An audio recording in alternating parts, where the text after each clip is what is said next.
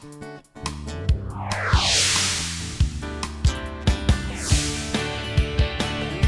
there, and thanks so much for joining us for another exciting edition of Partners in Education.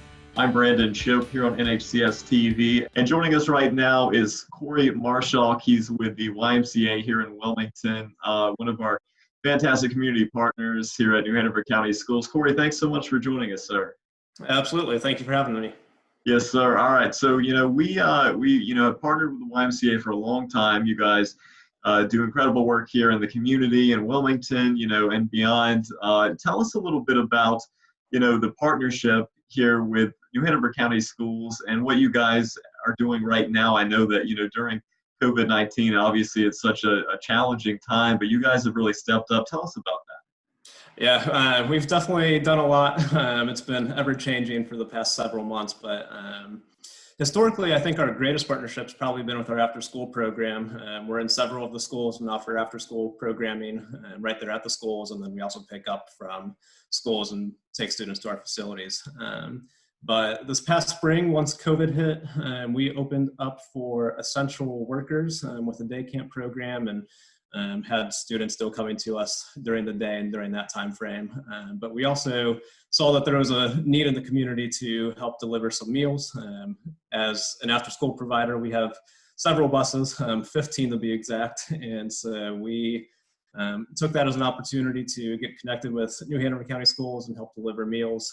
I think during that time frame, we helped deliver just shy of 60,000 meals to the community. So a lot of need there, and we were happy to do so. We had the staff and capacity to do so, and was happy to get that underway. I mean, folks are really working hard. Teachers are preparing. And in addition, our child nutrition staff, and transportation division, I was on a call this morning with both of them, and, just talking about how they are ramping up, for the need to feed the kids. I mean, they have more food on the way. Talk about, what you guys are preparing to do for the fall as well when it comes to that. These kids, as you mentioned, still need the help. Sure. So, I mean, for this summer, we've been open with summer camps. So, like today, for instance, we've got around 300 families that we're serving between our 4 different summer camp locations here in Wilmington and Leland. And the number one question we get is, have you had any cases? And I am thankful that we have not had any kids test positive for COVID during this whole time. We've served roughly 500 families over the past few months, and we've got a lot of safety precautions in place, from temperature checks to wearing of masks. We've reduced our staff to student ratios. So just a lot of precautions in place and CDC guidelines that we're following. But our summer camp officially ends on Friday, and then on Monday we're moving into what we're calling our extended learning day camp. So our facilities will be open for families to register and participate. Program runs 7 a.m. to 6 p.m. so parents can drop off as early as 7, pick up by 6. And we've got that here in Wilmington in our Ogden facility, our near family YMCA and Market Street, and then our Midtown YMCA. But essentially it's a safe haven for families that need to work and for students that need a place to be. And so during the time with us at the Y, we will be helping them with their virtual learning that they've got going on, but also still able to help give them some social interactions with kids. They'll be active doing sports, arts and crafts, the typical YMCA programming intermixed with a lot of the virtual learning. So next week will be what I like to call learning in progress. I don't think anyone quite knows what the school year is going to hold yet. I think teachers alike, they'll be seeing how it goes, how it flows, and just what the needs are and changing and adapting. We'll be doing the same, but we do want to be able to be there for families and help out as much as we can. Yeah, and you guys have been there for families for such a long time. We appreciate the partnership, as I mentioned. I mean, Corey, when it comes to the camps and things like that, talk about, so parents are, they're excited for these. Talk about, I know that, the precautions, the safety precautions and things like that for us, have been immense. They, disinfecting, all that kind of stuff. And I'm sure for you guys, of course, no different at all. Talk about that and what parents can expect, if they decide to bring their child there. Sure. I will just start off, whenever families pull up, we do not let parents into the building. It is drop off at the curb. And right there, our staff are taking the temperatures of the kids and just making sure that it's at a healthy level. Same thing for our staff. Staff all get temperature checks daily. They do get asked a couple questions related to COVID-19 before they can enter into our facility. From there, students are with 10 other kids throughout the day, and that's it. So we keep the group small, and that way there's just less risk if somebody had entered into our facility that was carrying something or so forth.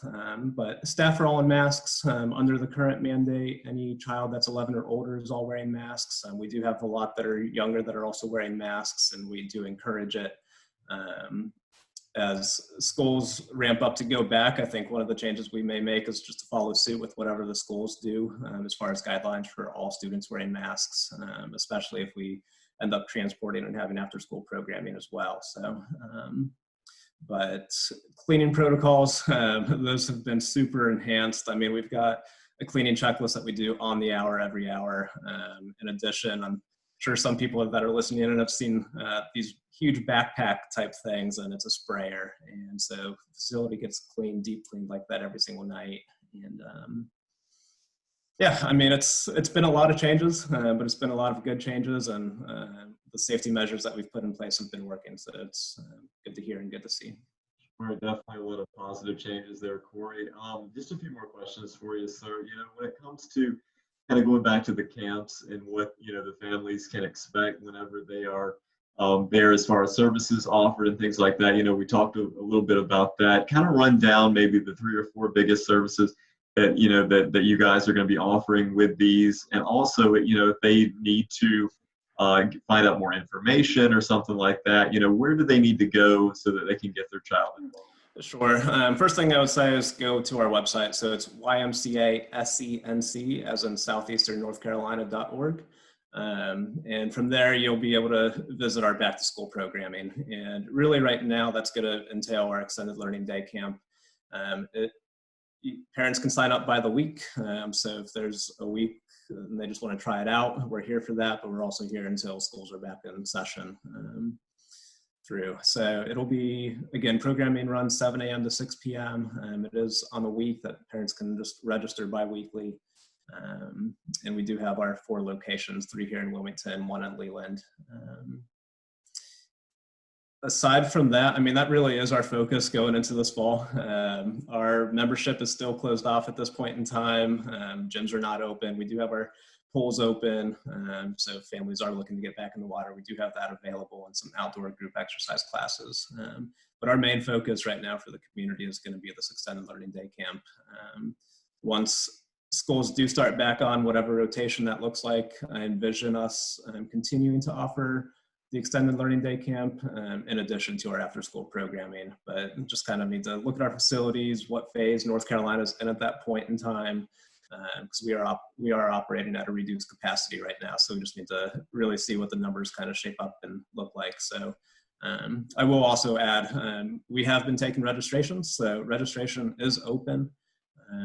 A couple of our sites, we're not full yet, but we are getting there, and I certainly anticipate as this week goes on that we will be reaching our capacity here fairly soon.